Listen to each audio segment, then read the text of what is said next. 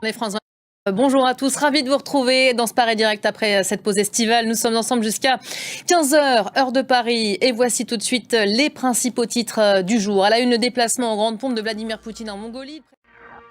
Cette image pour commencer, cette visite qui font beaucoup parler aujourd'hui. Et la Russie qui commence à juger aujourd'hui le chercheur français Laurent Vinassier. Son procès s'est ouvert à Moscou. Et on gardera aujourd'hui encore les yeux rivés sur Israël où la mobilisation s'intensifie. Probablement de nouvelles manifestations à attendre ce mardi dans les grandes villes du pays où une grève a commencé hier. Et à en croire Joe Biden qui s'exprimait hier, les négociateurs seraient très proches de pouvoir annoncer un accord en vue de la libération des otages détenus dans la bande de Gaza. Le président américain qui a estimé au passage que Benyamin Netanyahou n'en faisait pas assez pour obtenir un compromis. Le dossier du Proche-Orient qui anime toujours la campagne américaine, vous l'aurez compris, la course à la Maison-Blanche qui a amorcé un ultime virage à l'occasion du Labor Day hier. Et dans le reste de l'actualité internationale, toujours pas de fumée blanche à l'Elysée. Les consultations devant mener au choix d'un Premier ministre ont repris ce matin avec toujours autant d'incertitudes.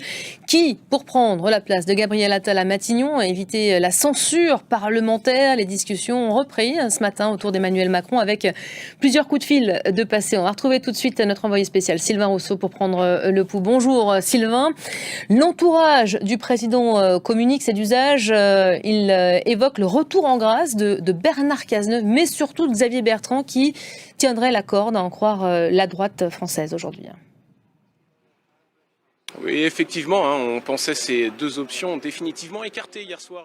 Voilà, ça fait une dizaine de jours que vous y êtes. Vous y restez donc pour nous, Sylvain Rousseau. Vous nous faites signe évidemment s'il y a du mouvement. On vous retrouvera à 13h avec notre invité du jour. Ce sera évidemment le sujet en fil rouge de ce Paris Direct aujourd'hui. On recevra Jean-Christophe Gallien, politologue et expert en communication. Il sera sur ce plateau à mes côtés. Il y a le temps qui presse, d'autant que de gros dossiers attendent le futur locataire de Matignon. Toujours pas de gouvernement, mais le déficit public est en chute libre selon les données publiées ce mardi par le ministère chargé des comptes publics.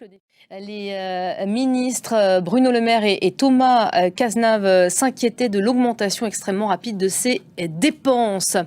Voilà pour l'essentiel de l'actualité en cette mi-journée.